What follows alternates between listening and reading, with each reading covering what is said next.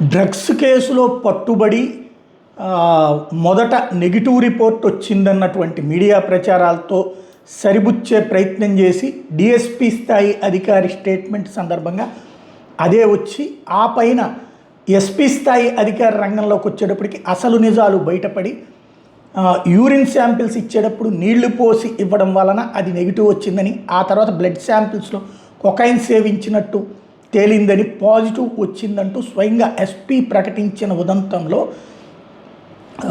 తాజాగా ఏదైతే ఏలూరు ఎంపీ పుట్టా మహేష్ది కొత్త మలుపు తిరిగింది ఏంటి అంటే, ఒకటి పార్టీ అతన్ని సస్పెండ్ చేసింది, నెంబర్ 1. నెంబర్ 2, అతను ఒక వీడియో రిలీజ్ చేశాడు.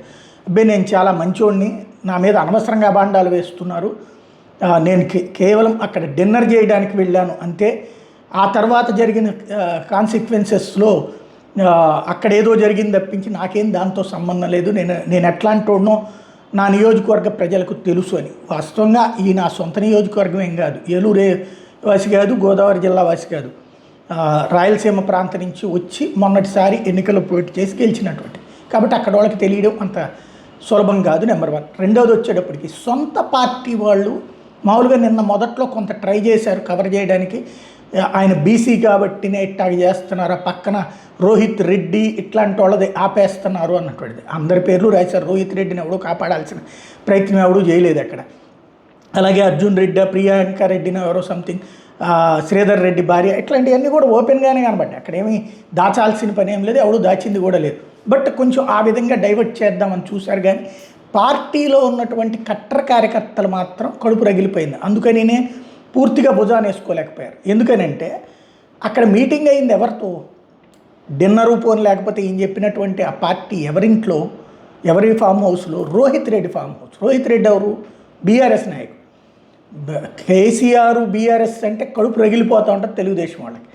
అలాంటి బీఆర్ఎస్తో సంబంధాలు ఈయన మెయింటైన్ చేస్తుంటే ఏకంగా డ్రగ్స్ పార్టీలు చేసుకునే స్థాయి దాకా ఉన్నాడు అన్నటువంటిది సొంత పార్టీ కేడర్లో వచ్చినటువంటి అసంతృప్తి. అందువలన సాధారణ కట్టర్ కార్యకర్తల రంగంలోకి దిగేసి అతని గురించి పాజిటివ్గా ఎదురోళ్ళని దొంగలుగా చూపించే ప్రయత్నం చేస్తుంటారు. పాపం ఈ ఉదంతంలో జనసేనకు సంబంధించిన కొన్ని సోషల్ మీడియా ప్లాట్ఫారాలు మాత్రం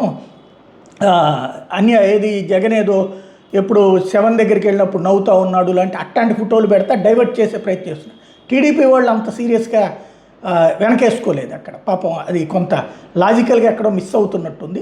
బేసిక్గా అయితే వ్యవహారం సీరియస్ పరిణామానికి అయింది. చంద్రబాబు గారు అయితే ప్రస్తుతం ఆయన పార్టీకి దూరంగా పెట్టమన్నారు. మరి రాబోయే రోజుల్లో ఏం జరుగుతుందో చూడాలి. అందరికి కూడా నమస్కారాలు. ఏలూరు ప్రజలకి అలాగే ఆంధ్రప్రదేశ్ ప్రజలకి అందరికి కూడా నమస్కారాలు. ఇవాళ నేను ఎక్కడ కానీ తప్పు చేయలేదు, మీ అందరికీ నేను చెప్పుకోవాల్సిన అవసరం ఉంది. అలాగే నిన్న ఎన్నో రోజుల నుంచి అక్కడ ఉండే పర్సన్స్ నన్ను కలవడానికి వాళ్ళందరూ రిక్వెస్ట్ చేయడం వల్ల నాకు నిన్న కుదరడం వల్ల వాళ్ళ డిన్నర్కి వెళ్ళడం జరిగింది. ఆ డిన్నర్లో ఎక్కడ కానీ నేను తప్పు చేయలేదు. మీ అందరికీ కూడా మళ్ళీ తెలుపుకుంటున్నా, ఎప్పుడు కూడా ఏలూరు ప్రజలు నా మీద పెట్టుకున్న నమ్మకంని ఎప్పుడు కూడా ఉమ్ము చేయను, ఎప్పుడు కూడా తప్పు చేయనని మీ అందరికీ తెలుపుతూ, అలాగే మీడియాలో వచ్చే కథనాలు, అలాగే సోషల్ మీడియాలో వచ్చే కథనాలు ఏవి కూడా నమ్మొద్దండి. ఎప్పుడు కూడా నేను నిజాలే చెప్తాను, అబద్ధాలు చెప్పనని మీ అందరికీ తెలుపుకుంటూ అందరికి కూడా నమస్కారాలు, ధన్యవాదాలు.